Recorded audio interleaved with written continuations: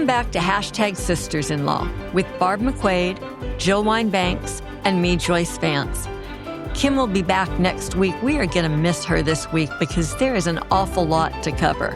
We'll be discussing Todd Blanche's confirmation hearing, the most recent ICE shooting, this one in Biddeford, Maine, and also Donald Trump's speech Thursday night. Or as friend of the podcast and CEO of Fair Fight, Lauren Growargo, put it, Trump's late-night infomercial for the SAVE Act. But before we get to the serious news, y'all, there is a pressing problem that I have to deal with in my life, and I need your help. Sunday is the World Cup finals, the championship match between Argentina and Spain. And as much as I'm looking forward to it, I am so sad that the World Cup is about to be over.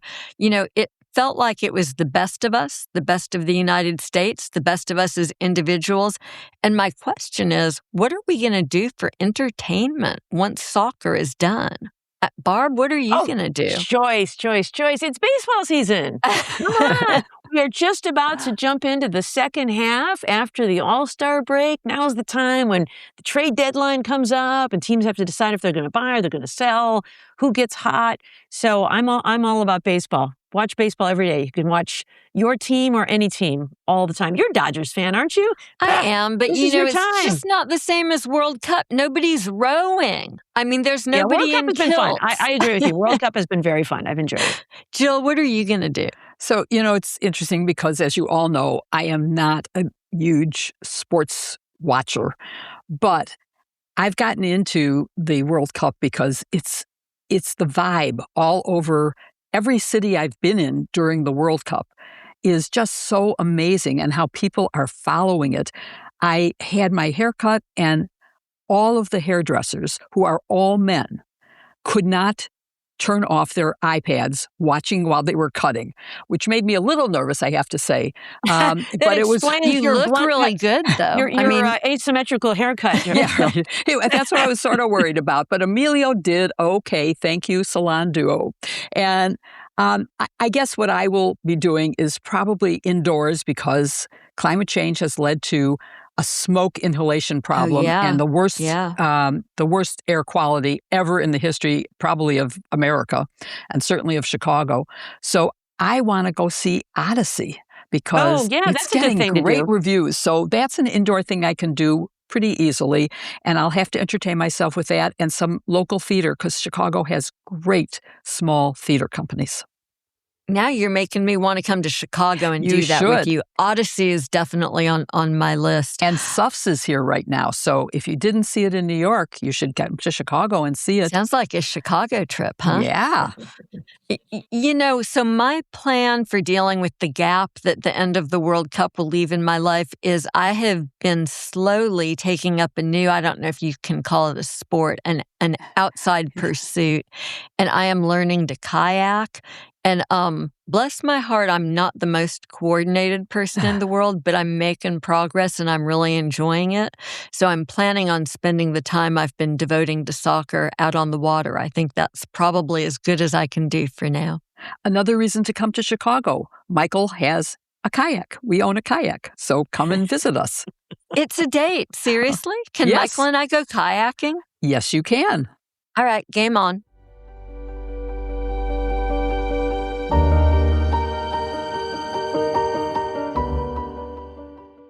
Summer is here, and it's the season for entertaining.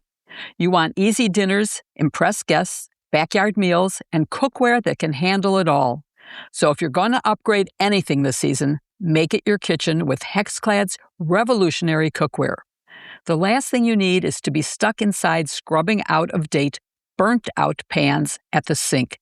Make an upgrade that will take your cookware and your meals to the next level. If you've been hanging on to the old ones for far too long, as I was, do what I just did.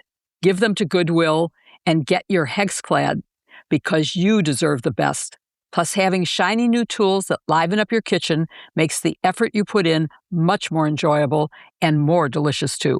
Hexclad's beautiful design combines the performance of stainless steel with the convenience of nonstick, so you get the best of both worlds without the drawbacks.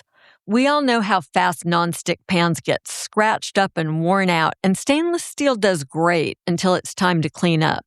Then it's a disaster.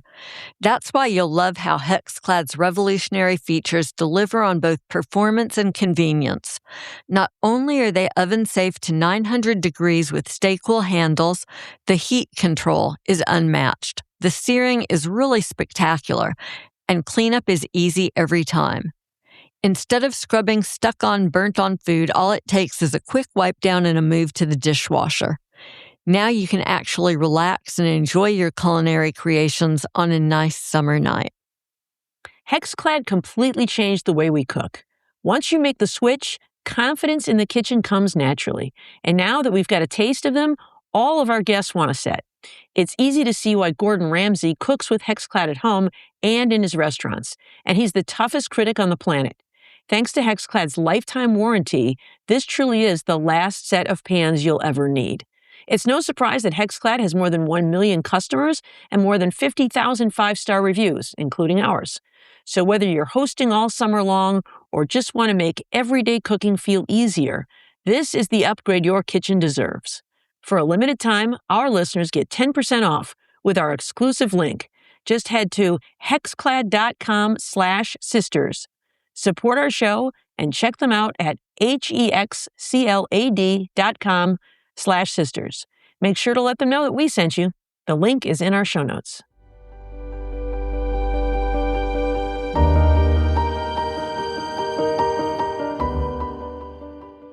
This week, Southern District of Florida District Court Judge Kathleen Williams issued an opinion ruling that Trump's lawsuit against IRS was a collusion with the Department of Justice and that the settlement wasn't a settlement and couldn't be called a settlement because there were no adversaries and therefore no case or controversy.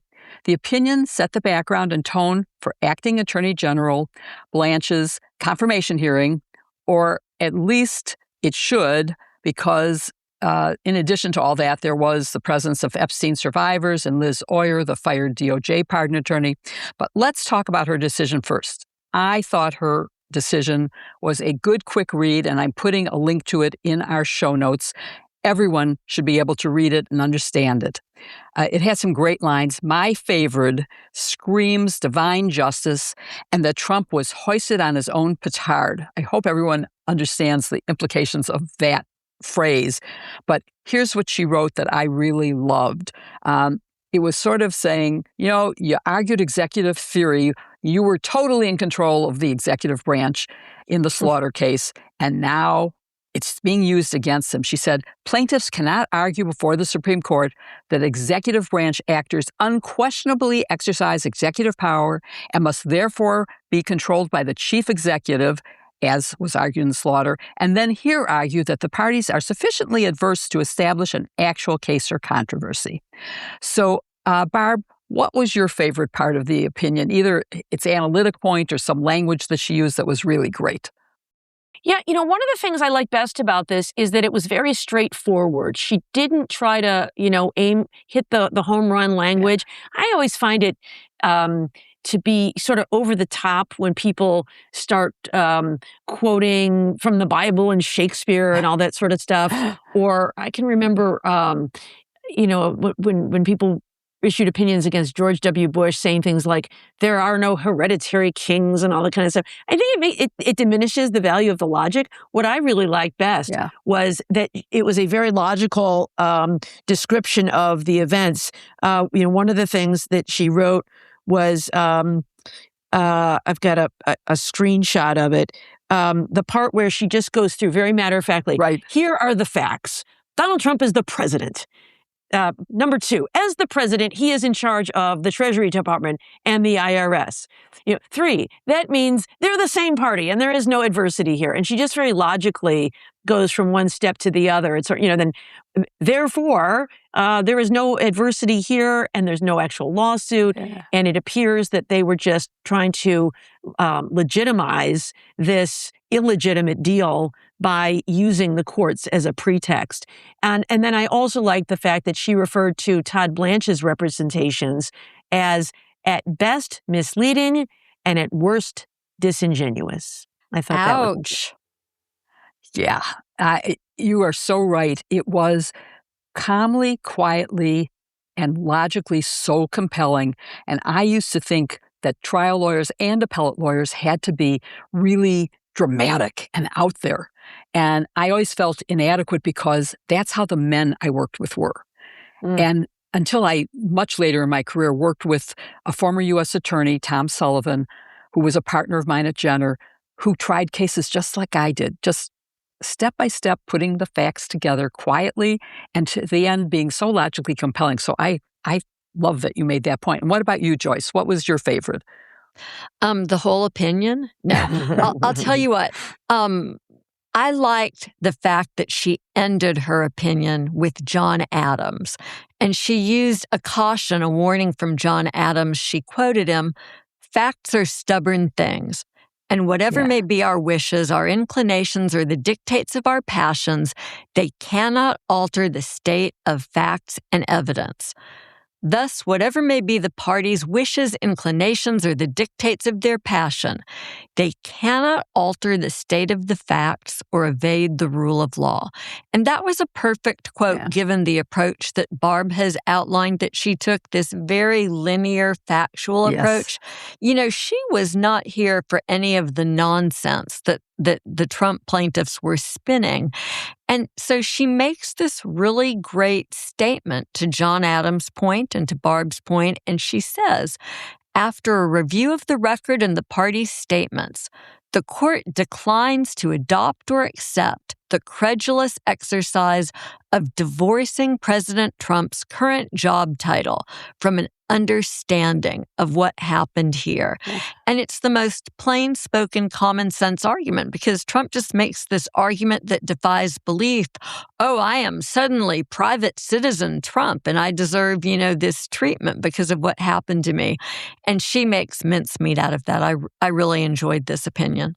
Yeah, and she held them accountable for it. And that's why I said it's sort of background for what we're going to look at next, which is the acting Attorney General Blanche's confirmation hearing.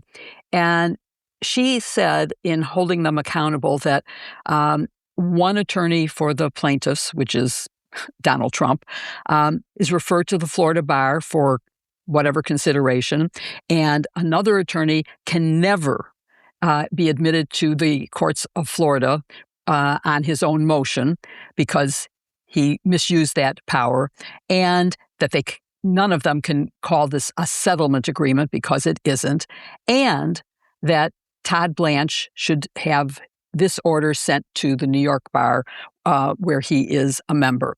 So there is accountability. So let's look at the hearings, and I want to start with sort of a high-level overview of it. What do each of you think the biggest disqualifying factor for Blanche is? What has he done that you think is significant enough to hold him accountable and not confirm him? Well, from my perspective, I think it is his vision of the Justice Department as just one more executive branch department. He even said that. He was asked at one point, whether the Justice Department is independent of the president. And he said no. He said it's just like every other cabinet agency. The president is in charge of the executive branch. And in the same way, it's his job to take care of the Justice Department. Now, that may be true under the vesting clause of the Constitution, which vests the executive power in the President of the United States. But Article 2 also says that the president shall take care that the laws be faithfully executed. And for that reason, since Watergate, there has been a series of norms in place to ensure that the Justice Department is independent from the politics of the White House, that cases are decided based on the fact and the law. Even William Barr insisted on that kind of independence as a condition of accepting the job of Attorney General during Donald Trump's first term. Todd Blanche does not see that. He thinks that the president can and should call the shots. And this is such an important point I want to make, that I think is such an important point. And that is, just because you can do something under the law does not mean you should. Just because the president can direct the Justice Department does not mean that it is wise or just to do so. Instead, we have professionals at the Justice Department who are trained, who look at law and facts to try to apply the law in an even-handed manner.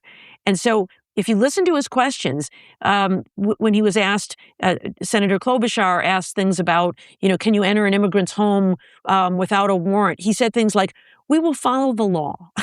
And when they said, are you going to continue to take away grant funding from crime prevention programs? He said, we will ensure appropriate funding.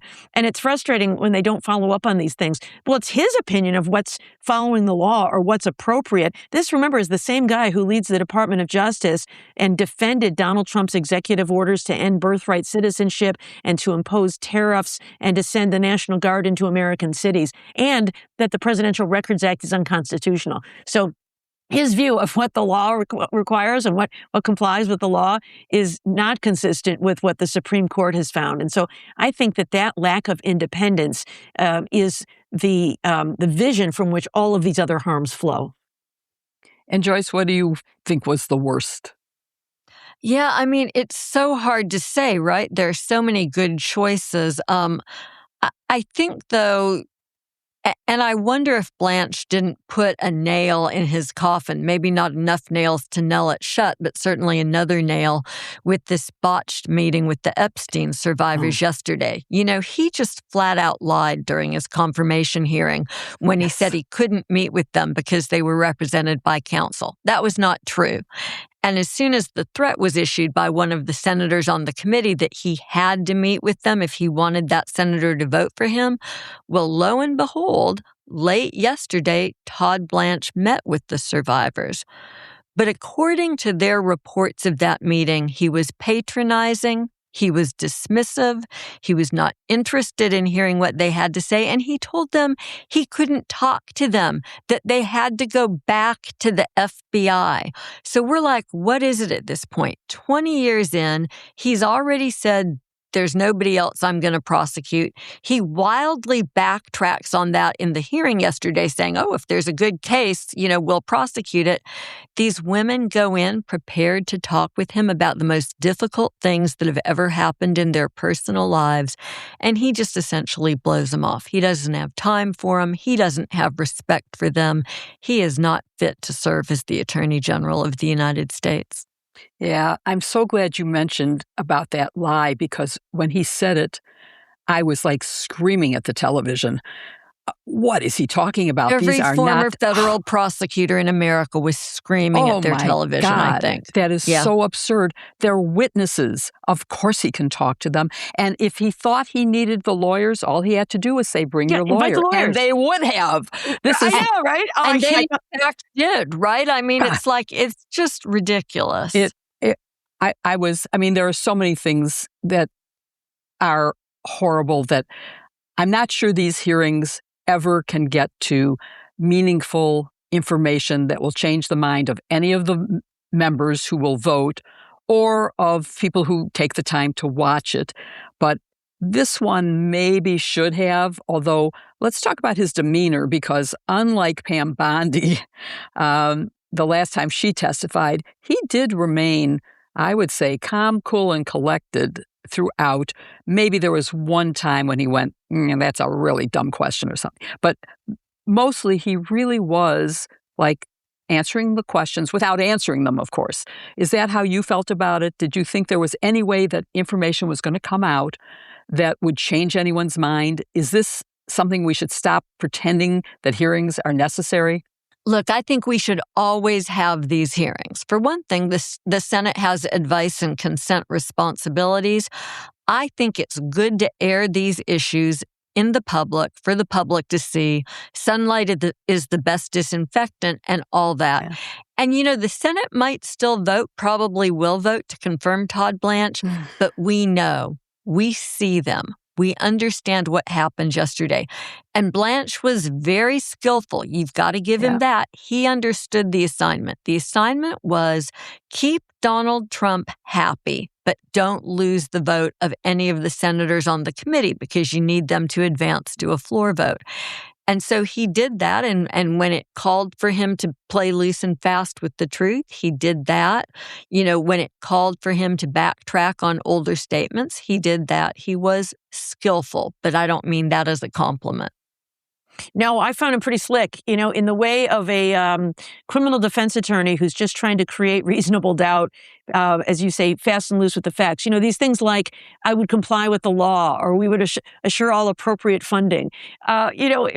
It's so frustrating when you watch these hearings that the members of Congress are so bad at asking follow-up questions. Yeah. It's like, I've got 10 questions on my list and I have to get through all 10 in my time limit. And the time limits don't help, right? I mean, when we saw coordination in the January 6th hearings, when they were investigating the attack, and they were mostly aligned and cooperative and following up with each other, we didn't see this kind of gamesmanship. But instead, we go back and forth, Democrats and Republicans throw them a bunch of softballs. Like, one of them was, tell me your opinion of Lori Lightfoot. She likes criminals more than she likes police officers, doesn't she? The former mayor of Chicago. Yeah. What on earth does that have to do anything with Todd Blanche? And yet it gives him an opportunity. He said, yes, she does. And we love police officers. It was such pandering.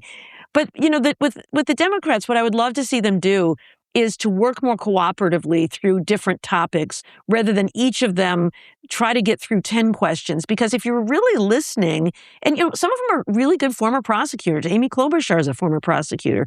Sheldon Whitehouse, Senator Blumenthal, Adam Schiff, they're former prosecutors.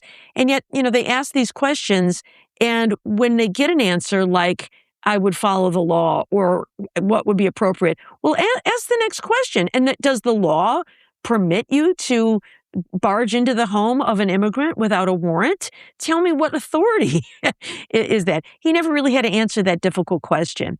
But nonetheless, so I'd like to see the format change so that we can have real questions, and maybe even delegate the questioning to a real trial lawyer so that we get better questions, but a more cooperative approach. But I still think it's valuable for the American people to see how these hearings unfold, to see the demeanor of the candidate and to listen to their answers. Because what happens is sometimes members of the public write to their members of Congress. They send emails, they make calls, they send letters. And members of Congress are responsive to their constituents because those are their voters. There's a reason the Affordable Care Act has never been rolled back. And that is because voters love it. And so when they start talking about it, they get letters and calls and emails. And that's the stuff that members of Congress respond to. So, dear listeners, if you heard something that offended you in the Blanche hearings, feel free to call your senator and let them know.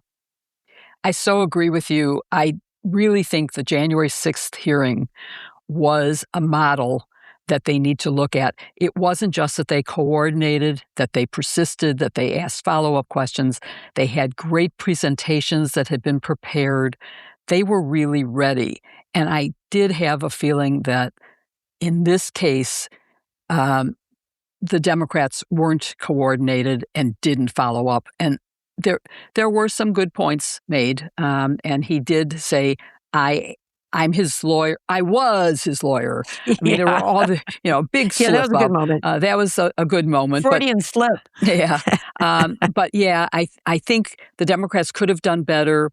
I'm still hoping that they were listening when one of the survivors was on MS Now last night saying, I wish that he would also listen to us. The hearing was terrible, but, Tillis said that he would only vote if he met with us. Let him meet with us to talk about and let him hear from us directly how that meeting went, because it was meaningless. It's not enough to say you have to do it, and he checks off the box, which is what they said he did. He was checking off a box. He wasn't listening. So I hope that he will listen and he will meet with those survivors as well.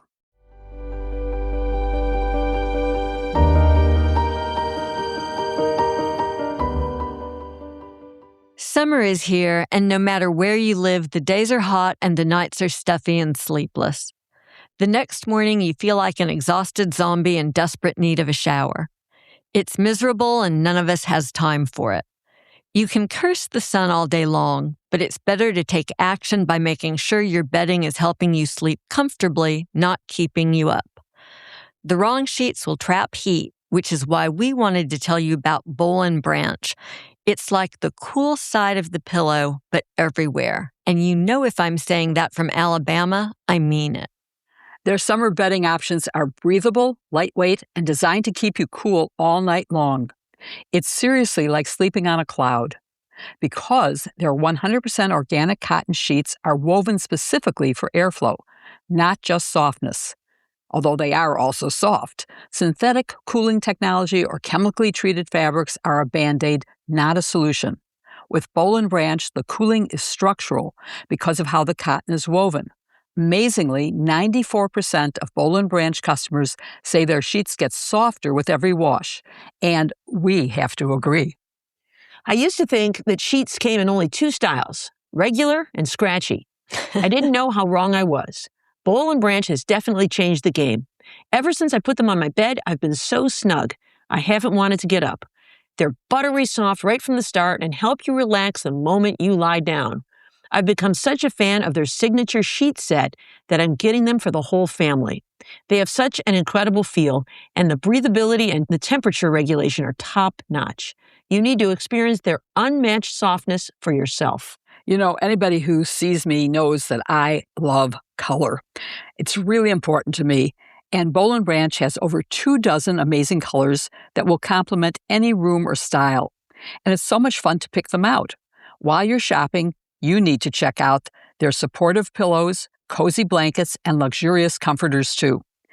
You know, because of climate change, we all need to sleep cooler this summer. So get yourself some Boll Branch. Get 15% off your first order plus free shipping at bollandbranch.com/sisters with code SISTERS.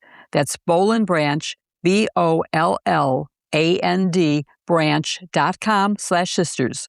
Code SISTERS to unlock 15% off. bollandbranch.com/sisters, code SISTERS. Exclusions apply. The link is in our show notes.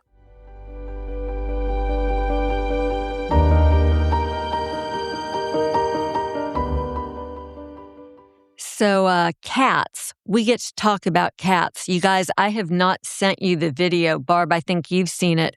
We had a bobcat walk through our backyard this morning. I'm so jealous. Which was super exciting. My husband's reaction was, let's go get a big Amazon box and put it out and see if he'll stay there. But I'm a little bit more practical, and I thought, well, maybe if we offer him good food, he'll decide to stick around. And you know, when it comes to good food, we are talking about Smalls. I don't know if it would work on the bobcat. It makes my cats really happy. We love cats, and those of us who have them cannot say enough great things about Smalls. You know, for the longest time, I thought that the cat kibble in the grocery store was the way to go. But the ingredients are mostly filler, corn, stuff you can barely pronounce, and I just knew that my cats deserved better. Now that I've made the switch to Smalls, they have a lot more energy. Their fur feels softer and more luxurious, too. So if you're a cat parent, there's no better time to try Smalls for yourself than right now. Smalls fresh cat food is protein-packed recipes made with preservative-free, 100% human-grade ingredients that you'd find in your fridge. And it gets conveniently delivered right to your door. In addition to Joyce, they have so many outstanding reviews. One that stood out to me said that Smalls has been the best decision I have made for my cat. He absolutely loves this food, his coat is shiny, and he licks the bowl clean. High-quality products, no artificial fillers or byproducts. We love Smalls. I'm not surprised. Cats use protein as their main energy source, and more protein means more fuel and sustained energy. Smalls fresh, gently cooked, preservative-free cat food gives them high protein and improved hydration for strong bones and toned muscles. Plus, a balanced diet leads to less shedding, fewer hairballs, and more silky shine. Even better, lots of the nutrients in Smalls food are digestible, so less junk comes out the other end. That means less cat-related odors, and that's something we can all get behind. The team at Smalls is so confident your cat will love their product that you can try it risk-free. That means they will refund you if your cat won't eat their food. So stop serving your little carnivore a bowl of processed shortcuts. For a limited time, because you are a hashtag Sisters-in-Law listener, you can get 60% off your first order, plus free shipping and free treats for life when you head to smalls.com/sisters. One last time, that's 60% off your first order, plus free shipping and free treats for life when you head to smalls.com/sisters. The link is in our show notes.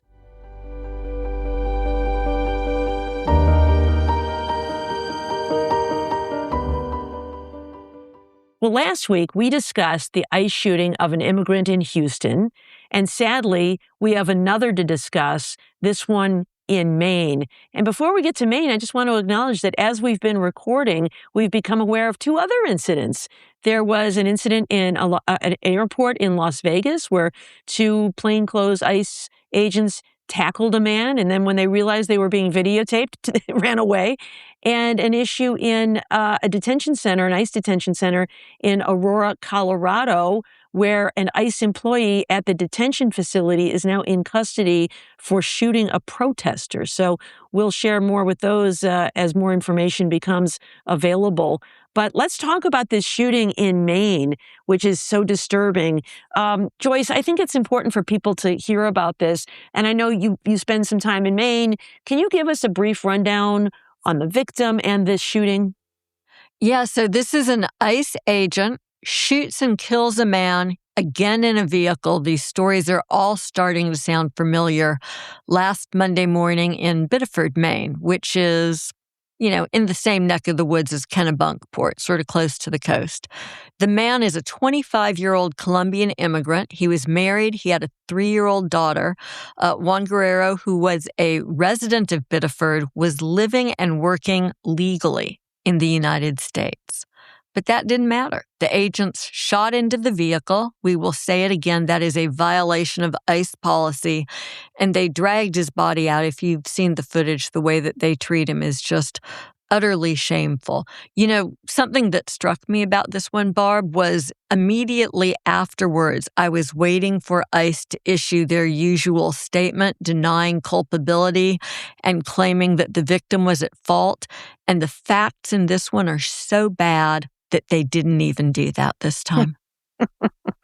Well, Jill, sort of, right? I mean, ICE issued a statement that the officers discharged their weapons at the moving vehicle but it took them a while, right? We didn't get that usual immediate thing. Yeah. Okay. It took a little while to come up with the story. They said they feared for public safety, which is why they thought it was necessary to fire their guns at this moving vehicle. Can you just share with us, explain the legal standard for shooting at suspects? In the movies, you see the bad guy trying to break into a building and they start shooting at him, stop police, bang, bang, bang, bang, bang. What does the law actually say about when police officers may shoot at suspects? Totally different. And ICE policy itself, specifically says you can't shoot at a car. You can't even try to shoot out the tires. It poses a danger to public safety if you do that. Obviously, if you shoot a car, tires out, it's going to lose control and swerve and could kill people while it's out of control. So under Department of Homeland Security policy, public safety is not, I emphasize not, a legitimate reason for ICE to shoot at a moving vehicle. But they keep saying that that's why they did it, was, the car is being weaponized. It's being used to harm the agents. The agents are supposed to get out of the way of any car. Stepping in front of it is considered a deliberate, bad thing to do. You aren't supposed to do it. They're only allowed to use deadly force if they have an objectively reasonable belief that the driver poses an immediate threat of death or serious physical injury to the agent or others. Of course, in all of these recent cases where they're saying they did it because the car was being weaponized, and that hasn't been the case at all, and the rules are strict. Federal guidelines prohibit this.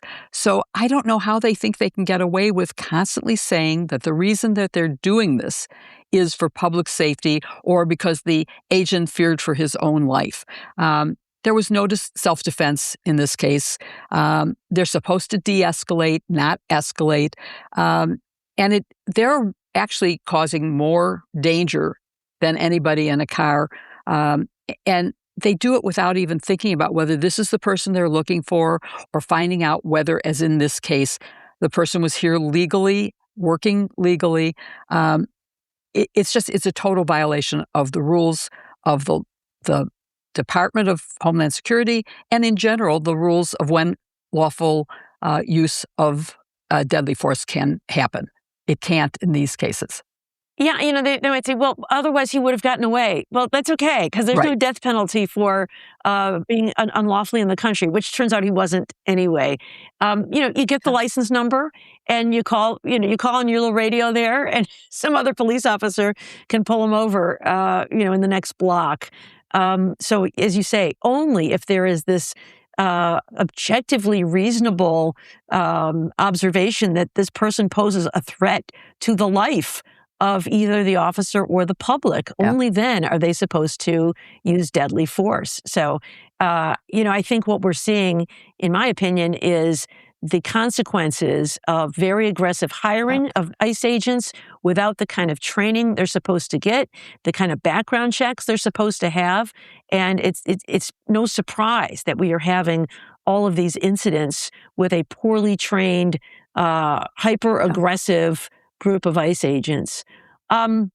Joyce, this is just as we said last week. You asked me this question last week, and I'm going to turn it back to you. Once again, we see that it is not the FBI, but ICE's own Office of Inspector General that is investigating this shooting. What is your reaction to that assignment? The Inspector General works for Donald Trump. Todd Blanche said it best, right? He said, they all work for Donald Trump in the executive branch. He can direct their work per the Supreme Court. So I don't know ICE's Inspector General, and he or she may be a decent person trying to do their best, but the reality is that this administration considers it to be the role of this president to tell executive branch employees what they can and can't do and to threaten to fire them if they don't play along. That means it will be extremely difficult for the public to have confidence in this report. I've actually started to think that we're at the point where there needs to be a special counsel to investigate all of these ICE shooting cases. Well, and the state absolutely has the authority to do this. I can remember a time when I was U.S. attorney, we had an ICE shooting in an individual's home during arrest. He was a member of a task force, and he was trying to arrest somebody. And his story was that the individual came at him, and so he had to shoot him. The Wayne County prosecutor, the fabulous Kim Worthy, investigated that case very thoroughly. And she ultimately concluded that there was not a violation of law. And she did a fabulous press conference where she showed slides of forensic evidence and information that she used to reach her conclusion. And we deferred to her and let her go first because we thought that the state had an interest in the murder of one of its residents. And so we then looked at it from a different perspective with different statutes. Obviously, she was looking at state law. We looked at federal law. We ultimately reached the same conclusion. But I think it provided the kind of transparency and independence that's really important in a case like this. Of course, that only works if the federal government is willing to give state prosecutors the evidence. And we saw how that played out in Minneapolis for Mary Moriarty, who only just now is getting some of the evidence in the Renee Good and Alex Preddy shootings. The Maine State Police have a policy of investigating every homicide, I think outside of the Portland area, which is their major city. And so normally this is a case that they would investigate. I suspect that they will try to investigate it. The question is what kind of access they'll get to the evidence. Maybe Susan Collins will clutch her pearls a little bit and ask ICE to release it. Yeah. Well, Jill, to Joyce's point that, Trump is the boss of all of these people. And so he's calling the shots and no one is asserting any sort of independence here. So right after the shooting, in light of these two shootings into vehicles, ICE announced it would stop, or at least pause, its vehicle stops. These are these Kavanaugh stops where if you just look brown, I get to pull you over. And it's these vehicle stops that have led to these shootings. And so I said, we're going to put a pause on these for now to, look into our policy. But very quickly, President Trump criticizes them and they quickly reverse themselves and say, oh, no, we're back in the business of vehicle stops. Does this suggest that ICE is operating according to best law enforcement standards or just Trump's political Barb, I guess whims? that's a rhetorical question because it answers itself.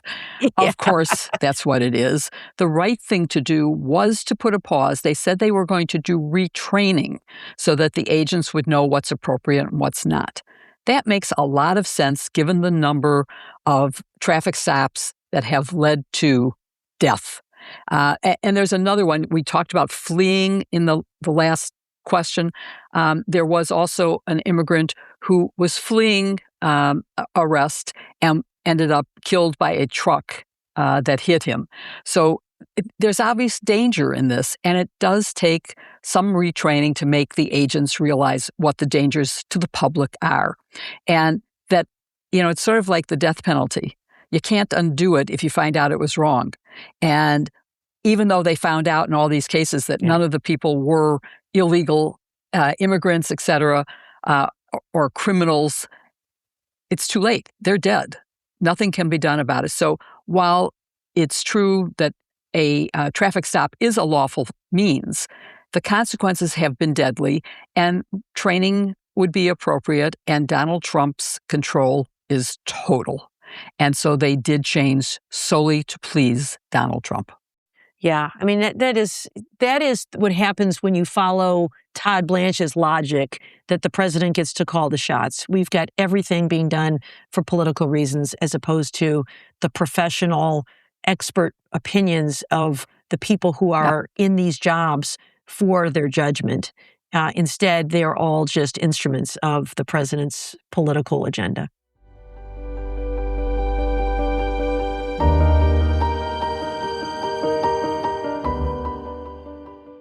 The internet is still the Wild West, and it's full of stalkers, scammers, and hackers.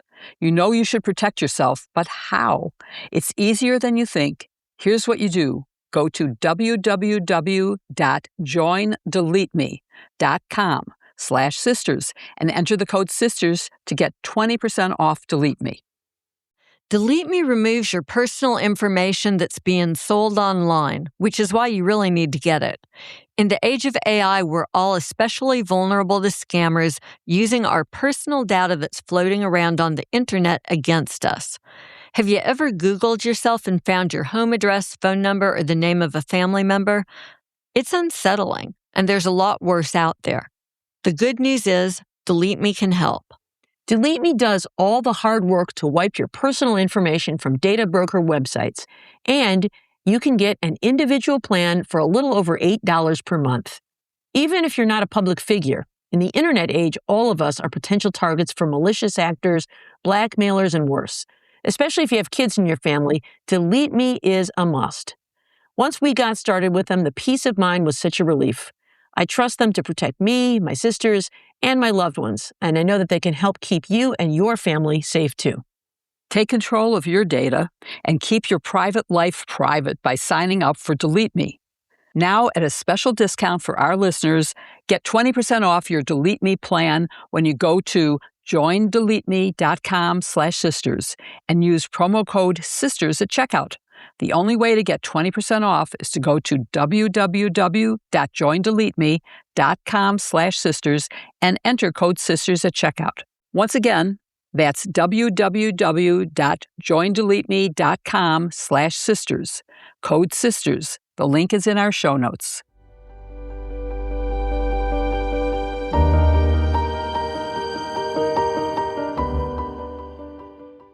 Well, Thursday Tuesday night, Donald Trump spoke to the country. You know, I had volunteered to take one for the team, and I know so many of you did not watch Donald Trump, so you could read my write-up of it in Civil Discourse.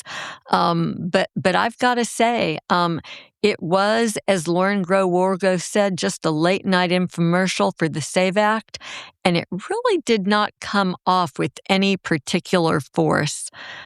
Before we dig into the details of the speech and the reason for it, which is really the only reason it's worth discussing, Barb, I wanted to start with a baseline of knowledge that you have a lot of expertise in because you wrote the book on disinformation. Can you start by reminding us what misinformation and disinformation are and what the difference is for those who may have forgotten? Yes. So misinformation is when we are misinformed. We obtain some information, we think it's true, and we share that information with others. It's innocent.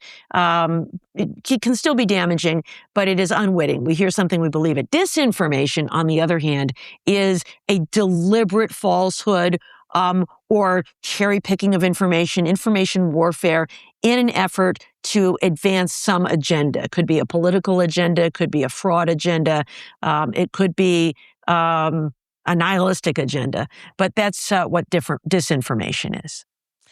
And give us your assessment. Which one of those did we hear in Donald's speech last night? Or was it some of both?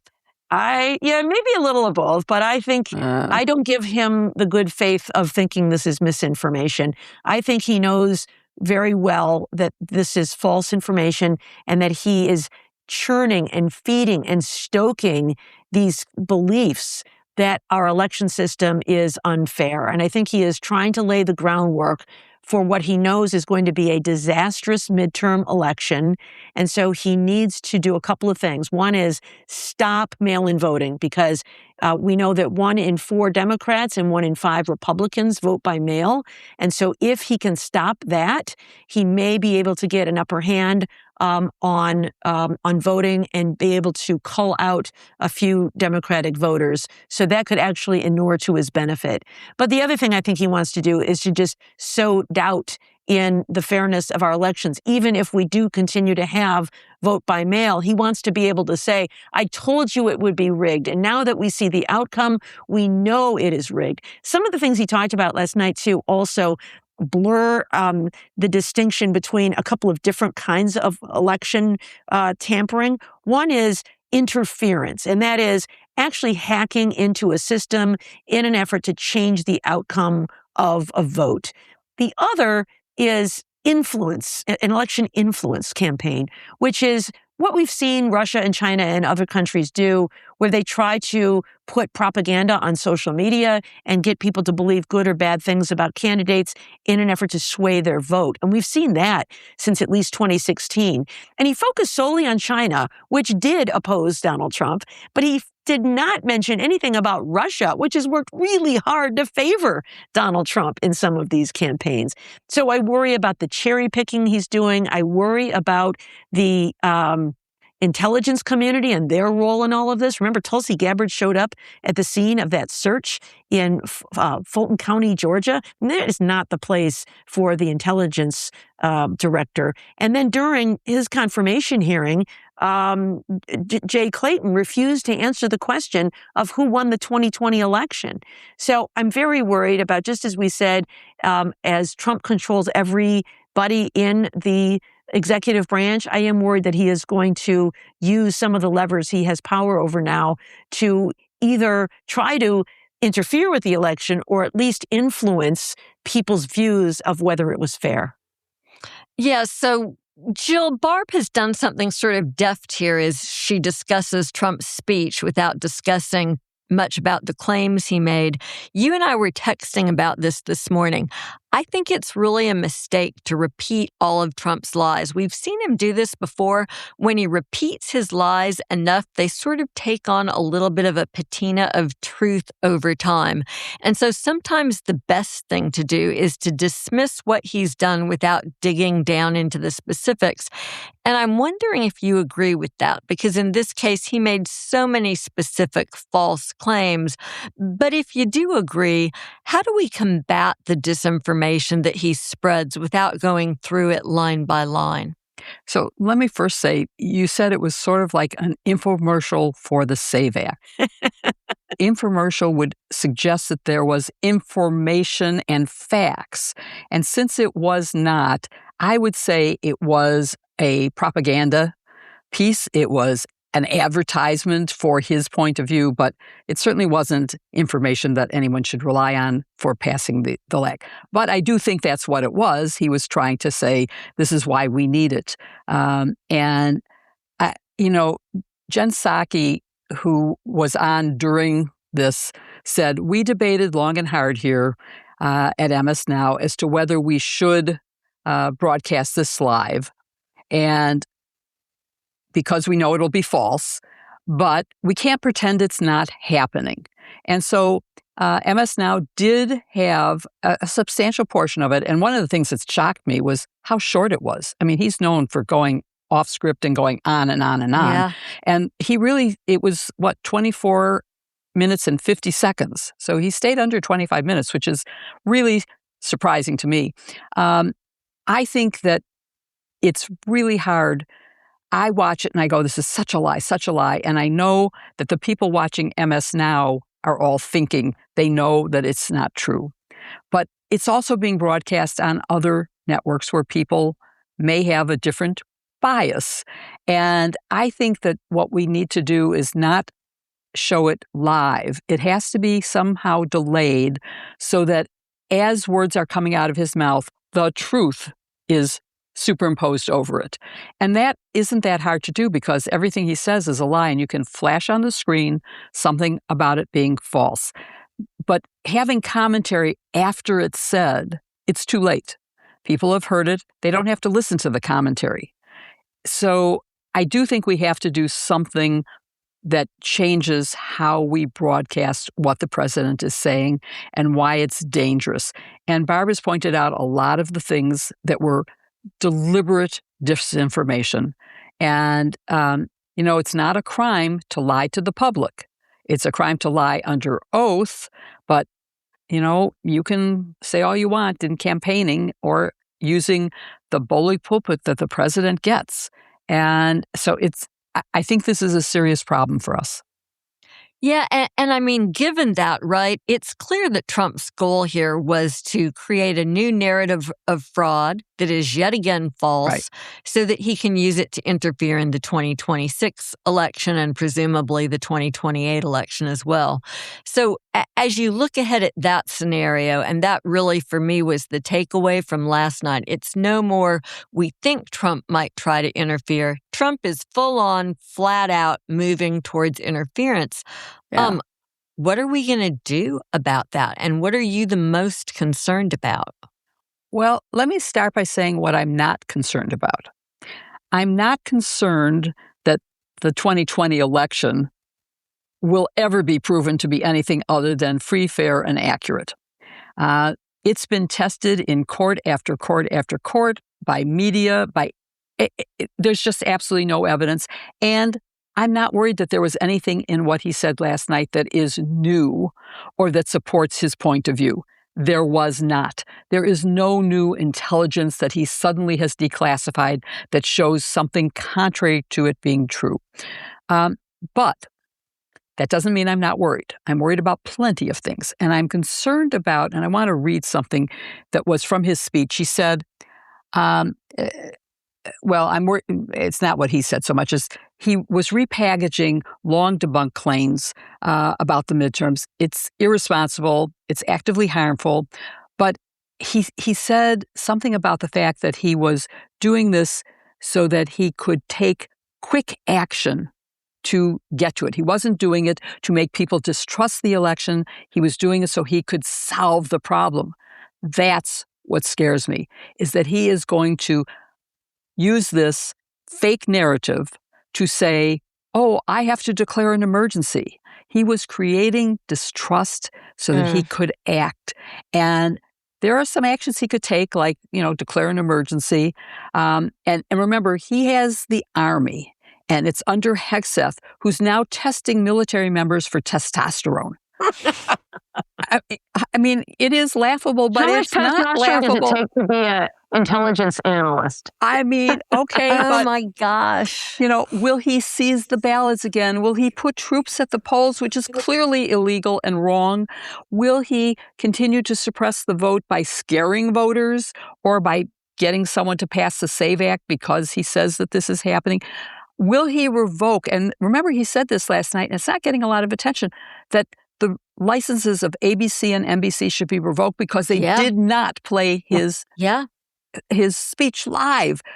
I mean, that would leave us with CBS under his control, under Barry Weiss, under Ellison, who are his lackeys.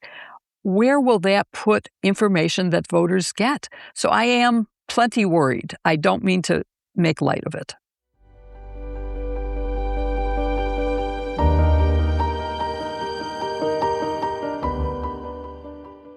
Nothing's more important than our health, which means monitoring what's in our environment and what gets into our bodies.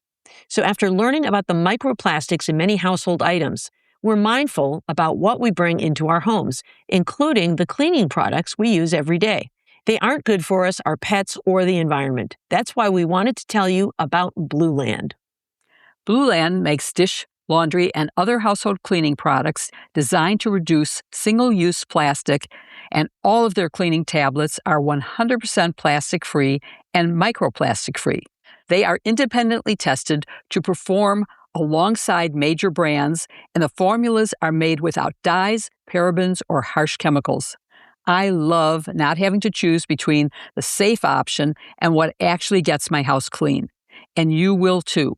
Like us, they believe that hardworking cleaning products can be the norm, not the exception, so that you can do better for your family and the planet at the same time.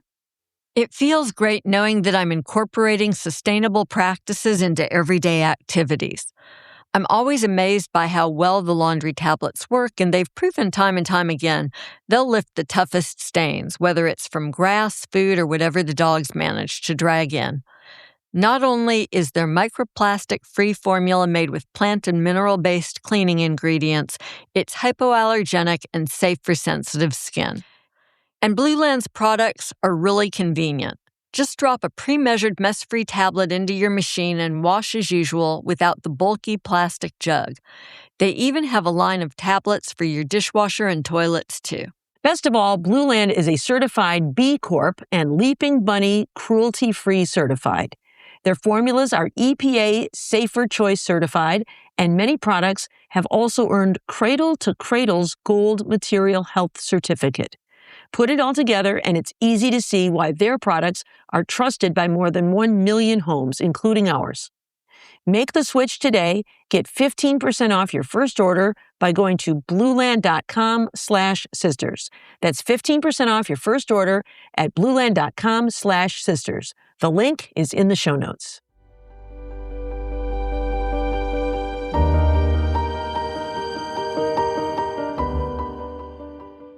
So now we're at the part of our show where we take your questions. It's always our favorite part of the week. It's a lot of fun for us.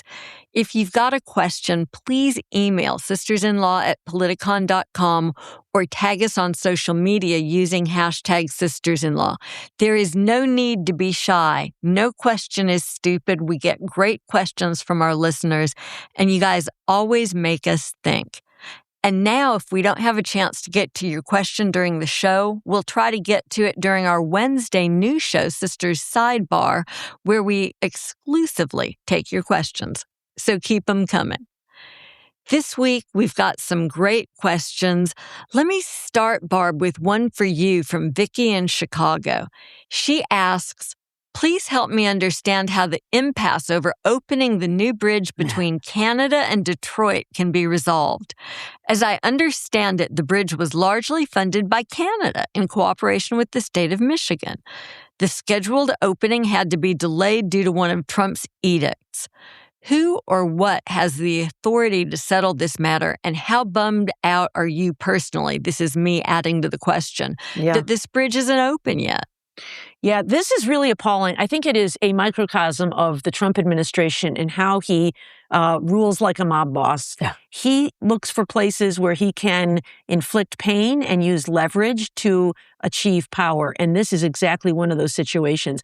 In 2012, the United States and Canada entered into an agreement to build this bridge to be named the Gordie Howe Bridge. Gordie Howe was a legendary hockey player who played in Detroit and was born in Ontario. Both sides loved the name, and the bridge was built. The reason the bridge was necessary is that there is already a span in Detroit to Windsor called the Ambassador Bridge. It is the busiest international border crossing in North America. Tons of trucks go past there every day, and there are backups, and it costs commerce because of the delays on the bridge. So a decision was made through the two countries that a new span was necessary to alleviate the traffic from the Ambassador Bridge so that we could improve the flow of commerce between the two countries. An interesting little tidbit is that the Ambassador Bridge is privately owned. That seems insane, I know, but it's owned by a family called Maroon. Matthew Maroon is the head of the company that owns it, and they have fought to block the opening of the Gordie Howe Bridge every step of the way. It was scheduled to open earlier this year, and it was stopped. Donald Trump has said it's because we didn't get a good enough deal from Canada, and I want a better deal. Let me tell you how good this deal is. This deal is so good that the United States made Canada pay for it. It sounds like Donald Trump talking about the wall with Mexico. Canada literally paid for it for over $4 billion, but they agreed to do it because the need was so great. We're too cheap. And the idea was that they would get to recoup those $4 billion through tolls. It'll take a long time to collect $4 billion worth of tolls, but that was the deal. But Trump says not good enough. In the meantime, in March, guess who made a $1 million contribution to a Trump PAC? The Maroons? Matthew Maroon. And so he is using this as a profit center for himself by delaying the opening of this bridge. The ribbon was supposed to be cut about a month ago, still hasn't been. It's still just sitting there. And now there is talk that later this month, it actually will open after some renegotiation. You know what the renegotiation is? That the United States and Canada are going to split the tolls, the net tolls. So after Canada recoups its $4 billion, then we're going to split the tolls. That was the deal all along. And so all we have instead is this delay. How much did that profit or reward the Maroon family? I don't know. But I think that's what's going on. But your question, Vicki, to get back to it is, how does he have the authority to do this? Actually, he does, because he is the head of the Department of Homeland Security, and there's certainly security issues with regard to an international bridge. He is the head of the Department of Commerce, and this deals with commerce coming in and out of the country. And he is the head of the Department of Transportation, which is also involved in all of the construction of this bridge. So the president can hold it up. They usually don't, because we've got an agreement with Canada that says, here's the deal. It was negotiated 14 years ago. And nonetheless, he's done what he does with tariffs, with treaties, with trade deals, and that is not honor America's agreements. Well, at this point, my husband, who is a huge Looney Tunes fan, would be saying, "What a maroon." So I'll say it for him. Our next question comes from Parkin in Ridgeway, South Carolina. Parkin writes in, and this is the question. Jill mentioned cameras in the courtroom are needed, except obviously for grand juries. To me, since we can no longer ascribe good faith or the presumption of regularity to grand juries under Trump, I am not so sure those hearings should not be televised also. At a minimum, there has to be major reform. What do you think? Well, Parkin, it's a very insightful question because we have seen a lot of grand jury abuse recently, but I would lay the problems not at the feet of the grand juries, but rather at the feet of the Justice Department. And so the reason grand jury hearings are secret is because of the law. Congress has passed a law that makes them secret. That can't be undone without a change. And personally, I would support keeping those proceedings secret. It's done for a lot of good reasons. During an investigation, you don't want the folks that you're investigating to get a heads up and get a jump start. You don't want them to destroy evidence. You don't want them to threaten witnesses. By the same token, if you're investigating someone and the case doesn't pan out, you don't want to drag someone's good name through the mud, and you don't want witnesses to be unwilling to testify or to alter their testimony because it's being publicized. So lots of really good reasons for grand jury secrecy. But to alleviate your concern, let me say this, and this is something that judges used to almost never do, but we're seeing them do it with some regularity. Even though grand jury proceedings are secret, a transcript is made. There's a court reporter in there with the grand jury, and he or she is transcribing everything. And judges are giving the defense access to those transcripts. So, for instance, that's how Jim Comey began to make out his vindictive prosecution defense in his first prosecution. And I think we'll see more and more of this. It's necessary. It's well warranted. It meets the concern that you express about the way grand jury proceedings are being conducted without opening up these other abuses that would concern me as a prosecutor. So apologies for being in disagreement with you, but that's my honest answer to your question. Jill, our last question is for you. It comes from Jalen in Illinois. This has really been Illinois Day for hashtag Sisters-in-Law questions. Jalen says, looking ahead to the 2026 elections, what do voters need to know about poll workers? Can they ask for my documentation? Can they compel me to show ID? Can they legally interact with the voters or only observe? What's the deal? So that's a great question. It's important for poll workers. It's important for voters. And the answer depends on what state you're in, because at least right now, states control elections, not the federal government. So it varies from state to state and depends on what the state allows. But in general, you cannot ask for what the state doesn't require. So no poll worker can say, I want to see your passport. That isn't required. I don't believe in any state right now, not legally anyway. It certainly isn't. And because you're from Illinois, yay, Illinois, for all of these good questions, it certainly, you cannot be asked in Illinois for any voter ID. You cannot be in any way intimidated, but poll workers, of course, can interact with you and, in fact, can even help someone who needs help voting. But because poll workers are from both parties, if there is an interaction that isn't public, it has to be in front of people from both sides of the aisle. So there has to be a Republican and a Democrat. And they can challenge your right to vote. That's something that you need to know. And again, if that happens, it has to be done publicly. They have to state a reason, and they have to offer you a provisional vote so that you do get to vote, and then you get to resolve whatever the challenge is. The challenge cannot be some ridiculous thing, I didn't like the color of your skin, which is maybe something, Joyce, that people in your state face. But it's an important position. I think that this question goes to how important it is, and that you need to have all those positions filled so that things can be done. If only Republicans show up as poll watchers, they're in control. So every district needs to have volunteers serve in that capacity from both parties.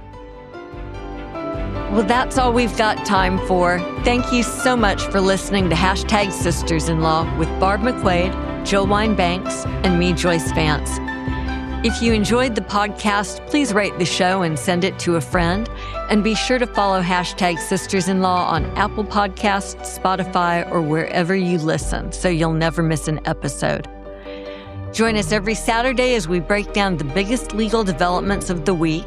Then catch our companion podcast, #Sisters Sidebar, every Wednesday, where we answer your legal questions. You can shop for #Sisters-in-Law totes and other goodies at Politicon, and follow us on Instagram at sistersinlaw.podcast.